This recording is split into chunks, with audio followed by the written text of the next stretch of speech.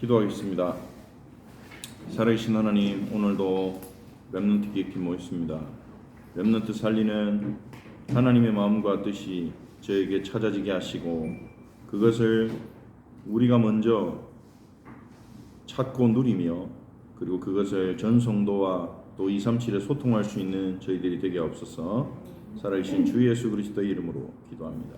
아멘. 누가복음 24장을 같이 보겠습니다.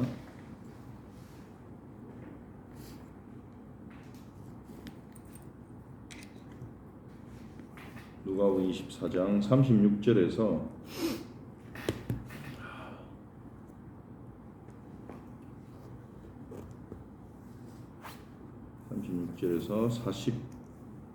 49절까지 같이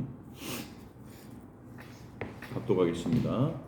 이 말을 할 때에 예수께서 친히 그들 가운데 서서 이르시되 너에게 평강이 있을지어다 하시니 그들이 놀라고 무서워하여 그 보는 것을 영으로 생각하는지라.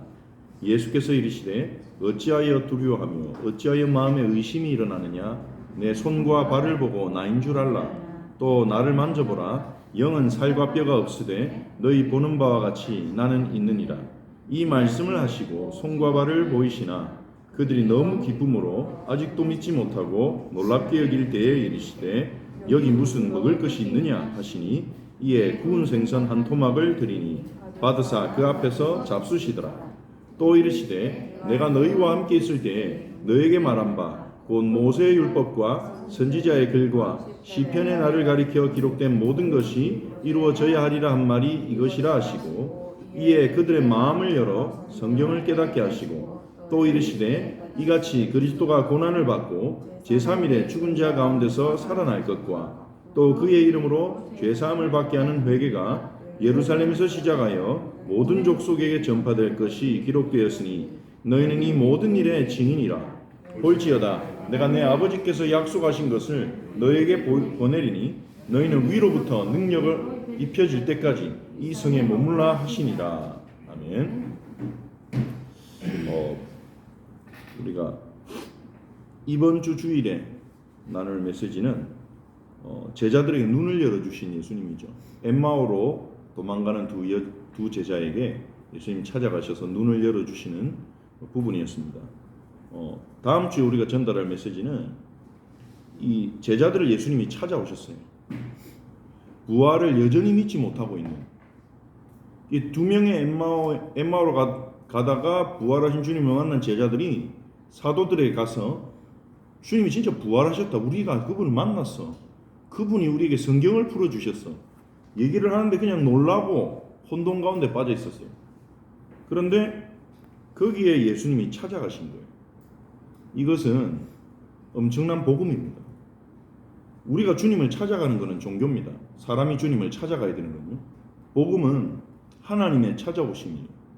하나님이 우리가 있는 곳에 오시는 거예요. 우리의 연약함 가운데, 우리의 절망 가운데, 우리의 노바디 가운데, 우리의 아픔 가운데 주님이 찾아오셔서 우리를 치유하고 회복시키시는 것입니다. 눈을 열어주시는 거예요. 눈 멀고 도망가는 제자들을 찾아가셔서 그들의 발걸음에 함께 하셔서 눈을 열어주셨어요. 말씀으로. 역시 예수님은 이 사도들에게 찾아오셔서 그들의 불신앙을 치유하시고 그들의 눈을 열어주시는 겁니다. 그래서 예수님은요 36절에 보니까 제자들이 모여서 얘기하고 있는 가운데 주님 진짜 부활해서 나는 아직 잘 안 믿어지는데 이런 사도들도 있었을 거예요. 베드로는 난 빈 무덤을 봤어. 그리고 막달라 마리아가 난 주님 직접 봤어.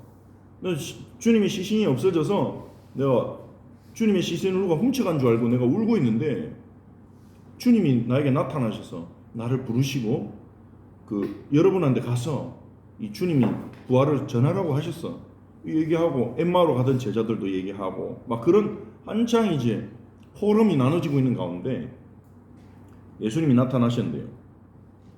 이 말을 할 때 36절에 이 말을 할 때 이 대화들을 나누고 있는데 예수께서 친히 그들 가운데 서서 이르시되 이게요 좀 생각해보지 않으면 이게 무슨 말인지 모릅니다.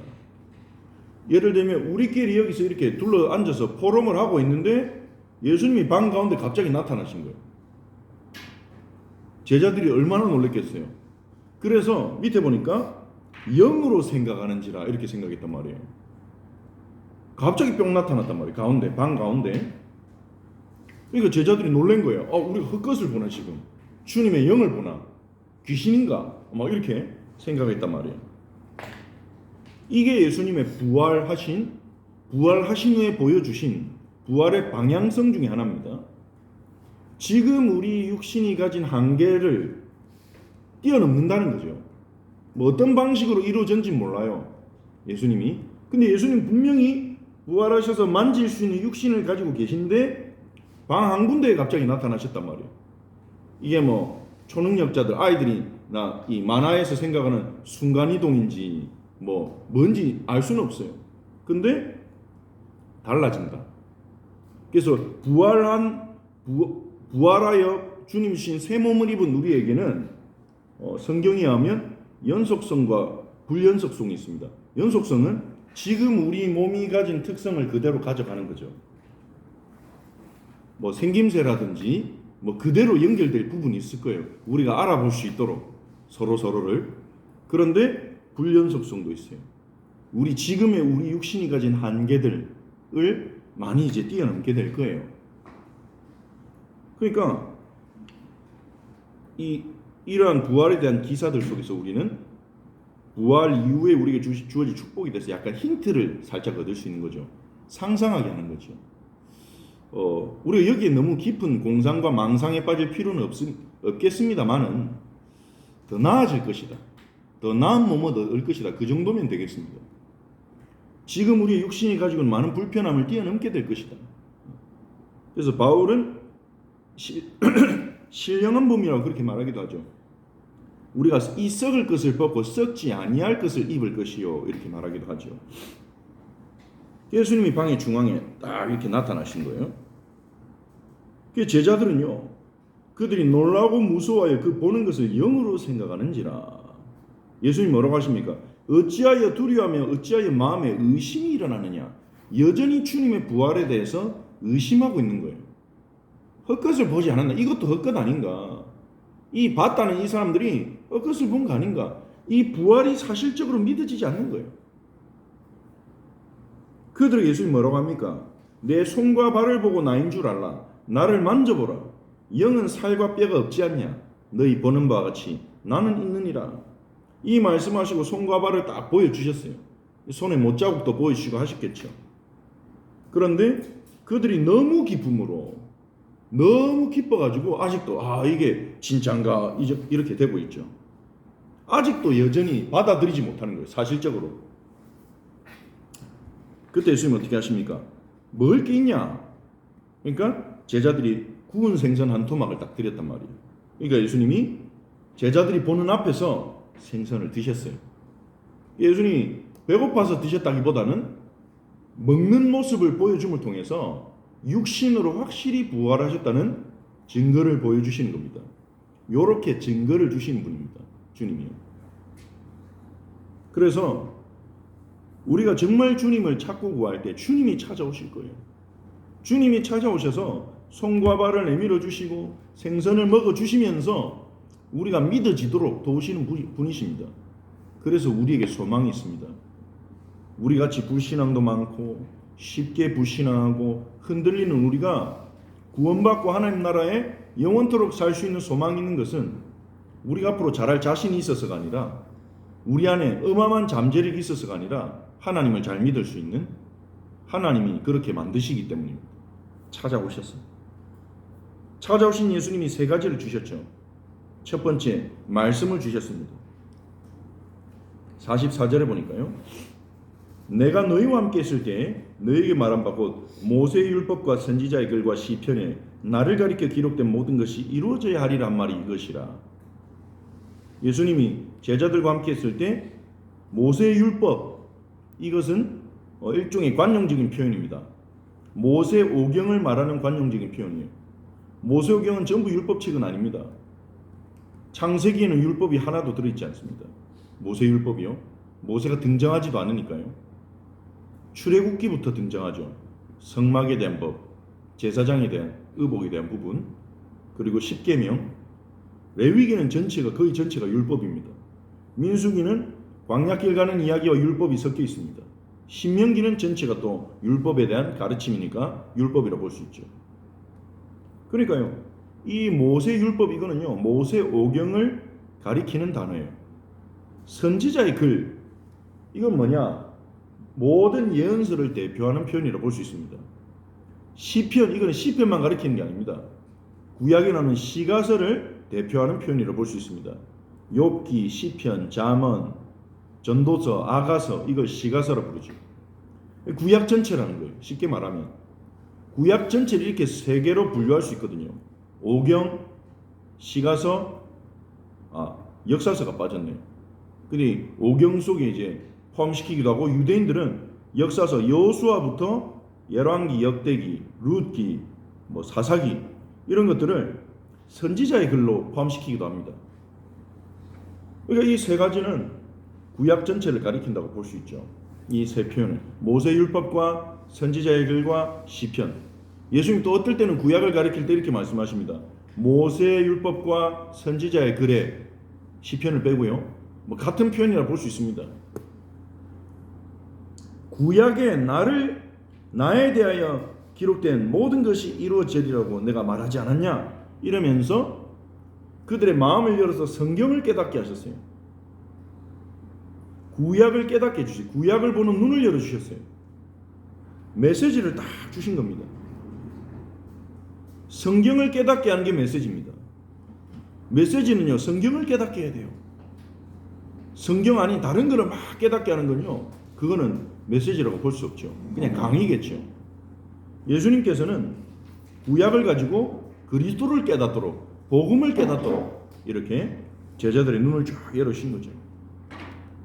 세 가지, 구약에는 세 가지 부분을 예수님이 밝히셨다 이렇게 나와 있죠.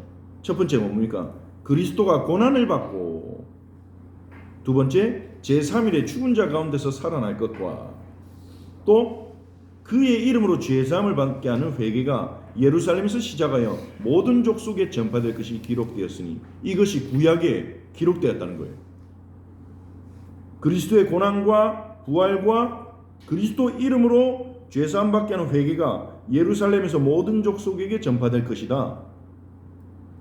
이걸 예수님 눈 열어서, 쉽게 말하면 구약을 가지고 그리스도와 이 그리스도의 영원한 언약, 세계복음화를 제자들에게 볼 수 있도록 눈을 열어주셨다는 거예요.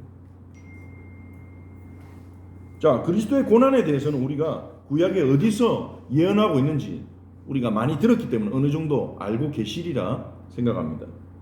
창세기 3장 15절에도 나오죠. 여자 후손이 발꿈치를 상할 것이다. 뱀의 머리를 박살낼 때 그 발꿈치를 상하게 한다. 거기서 고난이 예고되어 있고, 그리고 창세기 3장 21절에 가죽 옷에도 희생이 예고되어 있습니다. 아담과 하와의 수치를 가리기 위해서 다른 동물이 희생했다. 이 말은 누군가의 희생을 통해서 아담과 하와 그의 후손들이 구속될 것을 보여주는 여호와 하나님의 메시지라고 볼 수 있죠. 그리고 출애굽기 12장 가면 이스라엘이 이집트로부터 바로의 손에서 빠져나오기 위해서 어린 양이 죽임을 당하고 그 피를 문설주에 발랐습니다. 시편 22편 1절에 보니까요, 다윗의 시인데요, 다윗은 자기의 심경을 통해서 자기의 후손이 받게 될 고난을 내다본 사람입니다. 시편 20편 1절에 다윗이요, 자기의 고통 속에서 하나님이 주신 언어를 사용했단 말이에요. 그게 뭡니까? 내 하나님 어찌하여 나를 버리시나이까? 이게 다윗의 고통의 고백이었어요. 근데 메시아가 받을 고난 속에서 부르짖음을 예언한 거죠. 예고한 거죠. 예수님이 십자가 죽으실 때 나의 하나님 어찌하여 나를 버리시나이까? 엘리 라마 사박다니 이렇게 말씀하셨죠. 곳곳에서 그리스도가 받을 고난에 대해서 말하고 있습니다. 이사야 53장 5절 6절에 그가 찔림은 우리의 허물 때문이요 그가 상함은 우리의 죄악 때문이라. 그의 찔림과 상함과 채찍에 맞음과 징계받으실 것이 예언된 것입니다. 그리스도의 부활은요 어디에 예언되어 있냐? 시편 16편 9절 10절 한번 찾아보세요.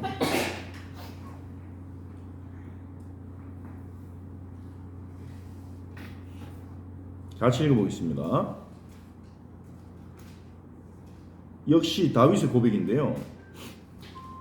9절 10절에 이러므로 나의 마음이 기쁘고 나의 영도 즐거워하며 내 육체도 안전히 살리니 이는 주께서 내 영혼을 소홀히 버리지 아니하시며 주의 거룩한 자를 멸망시키지 않으실 것임이니이다. 주의 거룩한 자, 메시아를 말하는 거죠. 멸망시키지 않으실 것임이니이다. 근데요, 이 나의 영도 즐거워하고 내 육체도 안전히 사는 것처럼 하나님 내게 은혜를 베푸셔서 주께서 내 영혼을 소홀히 버리지 않고 주의 거룩한 자, 자신의 후손으로 올 메시아도 멸망시키지 않고 영도 즐거워하며 육체도 안전하게 살게 하실 것이다. 다윗이요, 이렇게 하나님께 기도하면서 성령의 영감으로 이렇게 메시아에게 일어날 일을 예언한 것이죠. 이사야 53장 10절도 한번 찾아보겠습니다.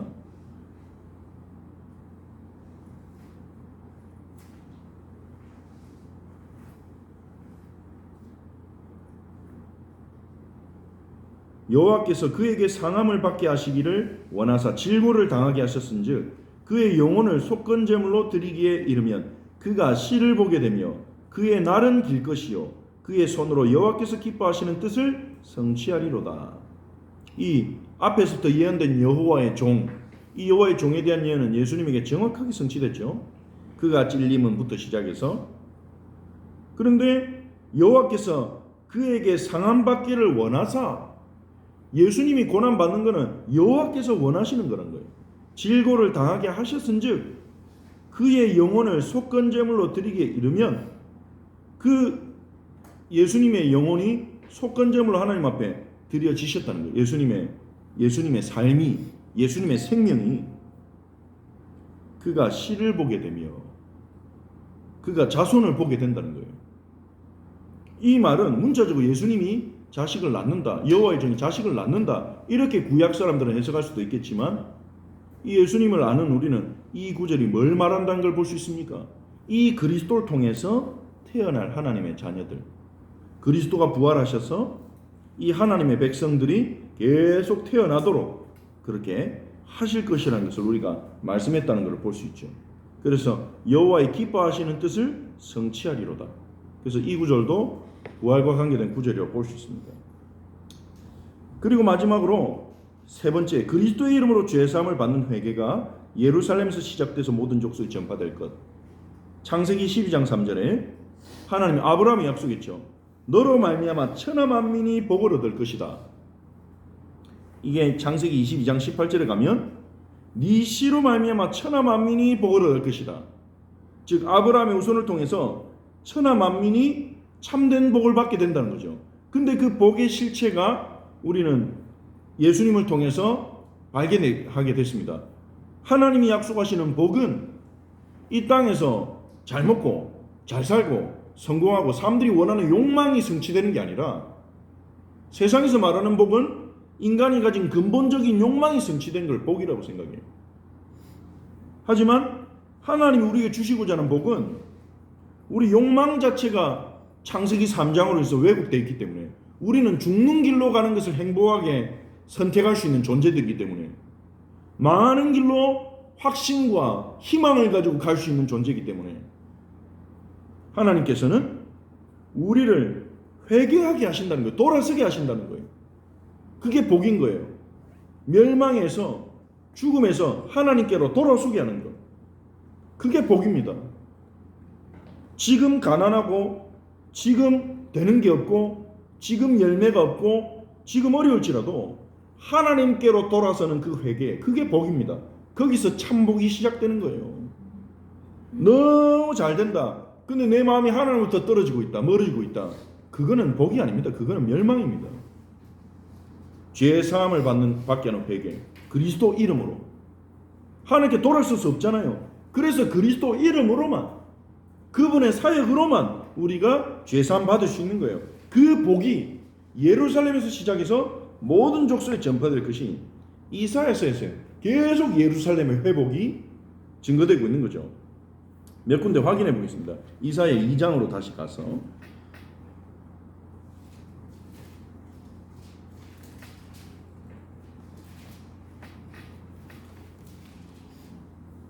2장 2절 4절을 보니까요. 2절을 보니까 말일에, 이 말일은 종말을 말하는 거죠. 종말에 여호와의 전의 산이 성전산이 모든 산 꼭대기에 굳게 설 것이다. 성전산이 성전산을 시온이라고 부르죠. 그리고 예루살렘 성전이 있는 그 산을 말하는 것입니다. 예루살렘을 말하는 거예요. 이 예루살렘이 모든 산들 위에 뛰어나게 되고 만방의 그리로 모여들 것이다. 예루살렘이 만방을 살리는 축복의 시작, 플랫폼이 되는, 우리가 쓰는 단어로 플랫폼이죠. 많은 백성이 예루살렘으로 모여들면서 오라 우리가 여호와의 산에 오르며 야곱의 하나님의 전에 이르자 그가 그에게로 우리에게 가르치실 것이라.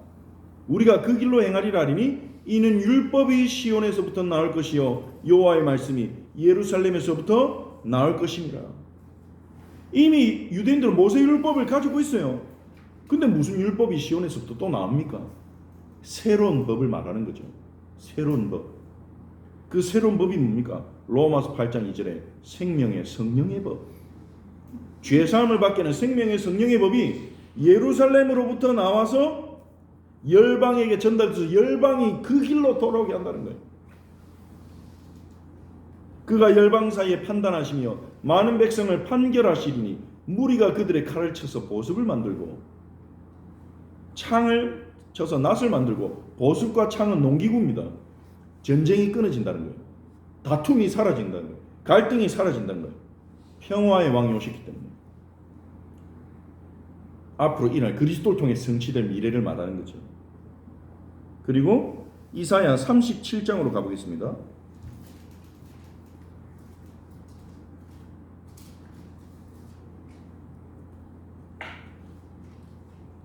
(37장) 31절 32절.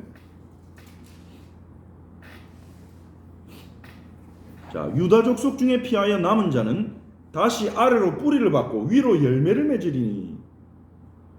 이 표현 너무 멋진 것 같아요. 아래로 뿌리를 받고 위로 열매를 맺으리니. 우리가 그리스도에게 이렇게 뿌리를 받고 열매를 맺기를 소망합니다.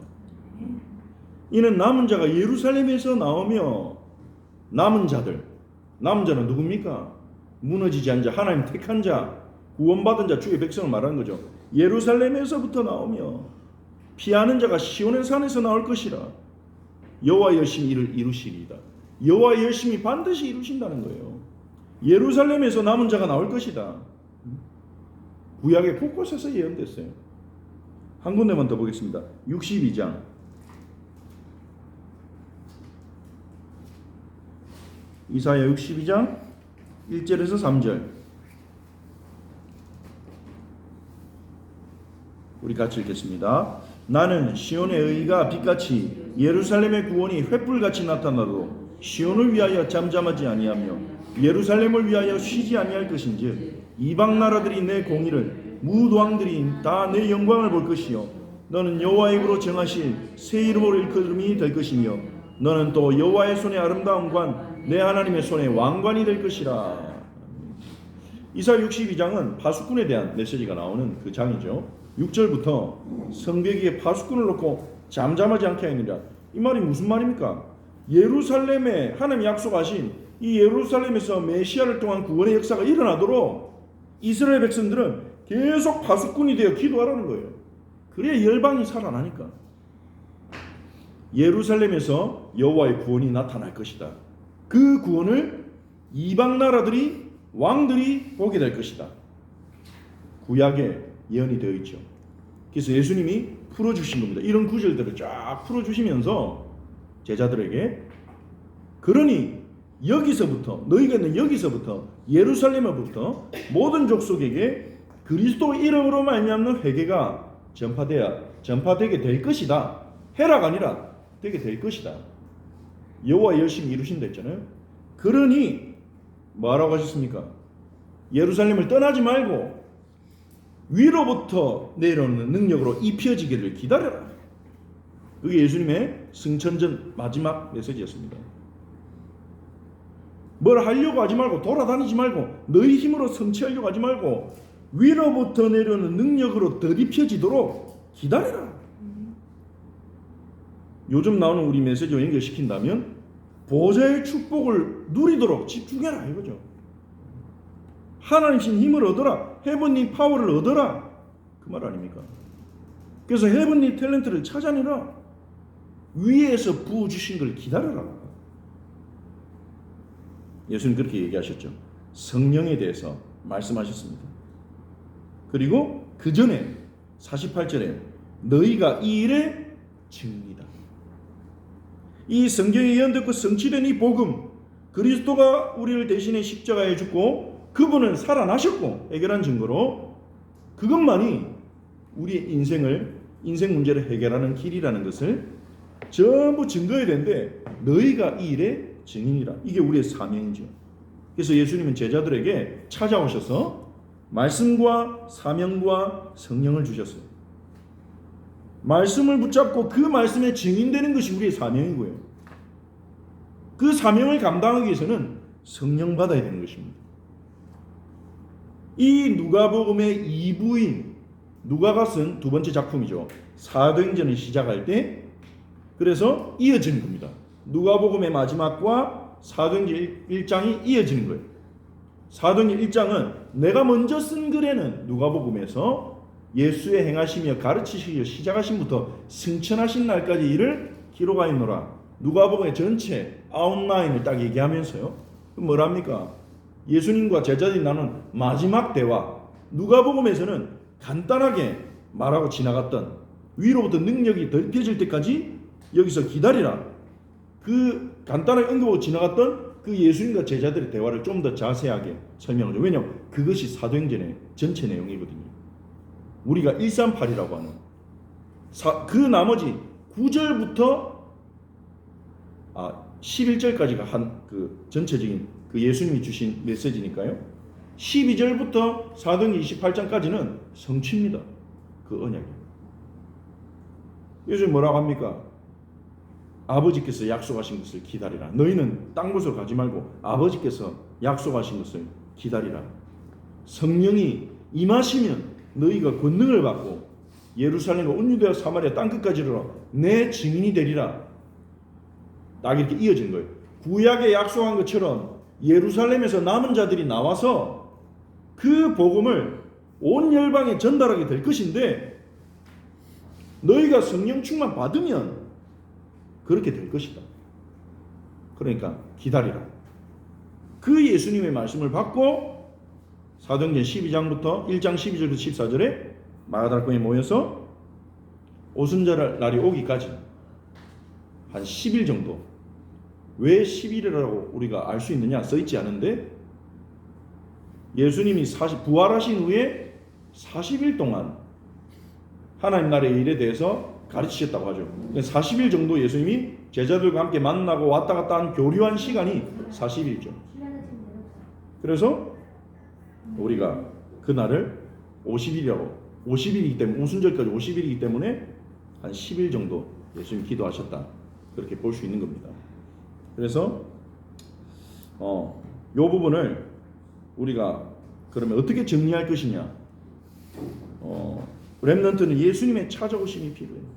우리 모든 성도에게 특히 부활을 지금도 살아계신 주님을 믿지 않는 불신앙 가운데 있는 우리에게 우리는 안 된다는 이유가 참 많아요. 이래서 안 되고 저래서 안 되고 이래서 못하고 저래서 못하고 그 이유 속에 주님이 안 계시죠. 부활하신 주님이 안 계시죠.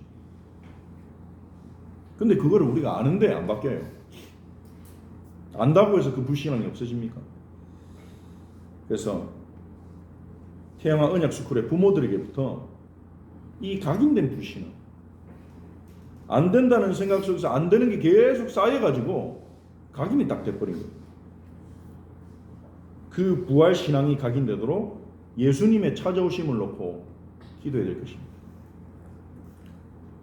유치비전 스쿨은 우리 렘넌트들에게 부활하는 주님이 지금도 살아계셔서 오늘 예배를 통해 말씀하시고 제자들이 찾아가서 말씀하신 것처럼 오늘 여기에 찾아오셨다 말씀하신다, 이 말씀에 증인되도록 우리가 기도하자. 이런 방향성을 전달할 필요가 있겠죠. 그리고 초등 드림스쿨은 꿈이라는 부분을 가지고 하나씩 꿈을 찾기 위해서는 먼저 되어져야 될 게 뭡니까? 이 사실적인 부활하신 주님이 믿어져야 되거든요. 그래서 부활하신 예수님이 지금도 살아계시다는 증거, 우리 렘넌트들이 생각할 수 있는, 꼭 본인에게 일어나는 일이 아니더라도 그런 증거를 좀 찾아서 렘넌트들과 나눠보면 어떨까? 몇 명을 소개하면 어떨까? 교회사 속에 나타난 인물들의 이야기라든지 주님이, 부활하신 주님을 만났던 그 사람들 얘기를 하면서 부활하신 주님 분명히 계시고 그 주님을 믿고 만난 사람들이 있는데 나는 믿어지는가? 나는 믿고 있는가? 안 믿어진다면 그 예수님 만나도록 우리가 기도해야 되겠다. 그래서 예수님 말씀 붙잡고 응답받아서 증인돼야 되겠다는 이것이 어떻게 보면 우리가 모든 하나님 백성이 가져야 될 가장 근본적인 꿈이라고 생각합니다.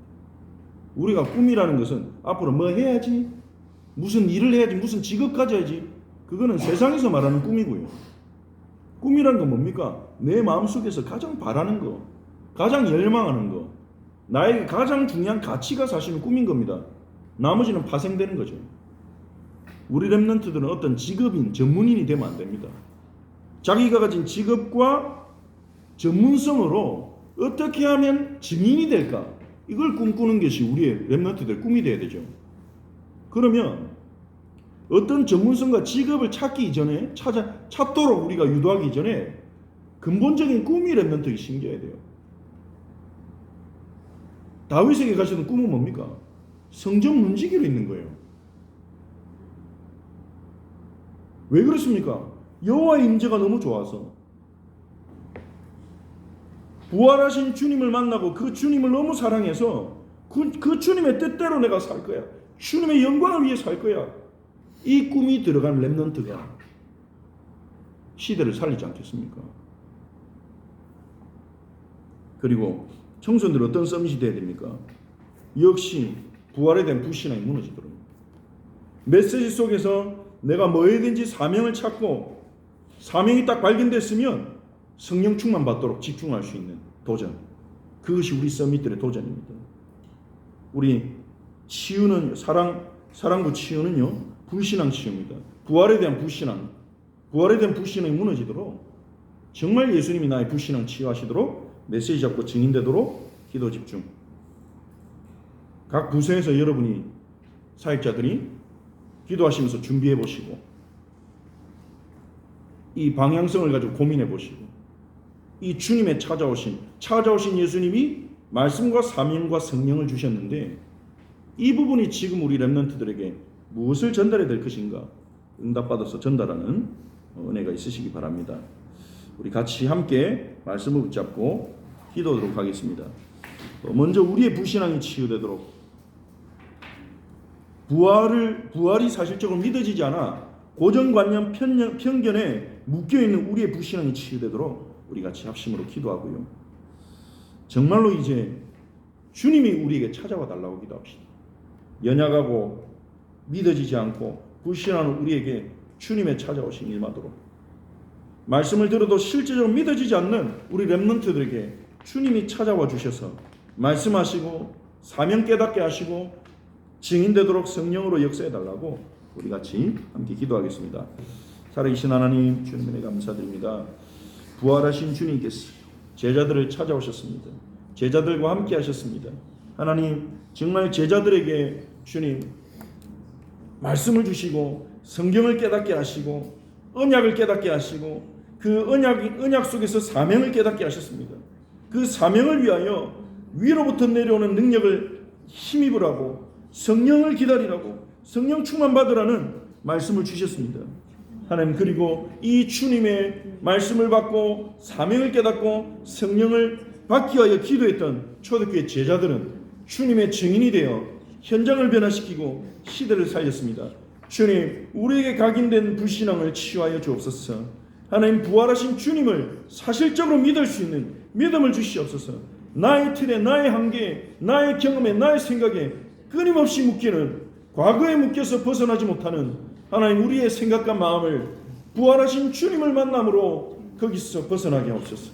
주님, 정말로 주님이 지금도 살아계셔서 우리와 함께 계심을 우리가 사실적으로 믿고 부활하신 주님과 소통하기 원합니다. 주님, 저의 불신앙을 치유하옵소서. 우리 렘넌트들을 만나 주시옵소서. 우리 사역자들을 만나 주시옵소서. 제자들을 찾아오신 것처럼 우리 사역자들 개개인에게 주님 찾아가셔서 만나 주시고 우리 렘넌트들을 만나 주셨어요. 우리 렘넌트들에게 정말로 부활하신 주님을 전달하는 비전이, 부활하신 주님과 동행하며 그 주님을 237에 전달하는 그 꿈이 우리 렘넌트들의 마음속에 하나님 정말 생겨나기를 주님이 심어주시기를 소망합니다. 주님 역사하여 주옵소서. 살아계신 주 예수 그리스도의 이름으로 기도합니다. 아멘.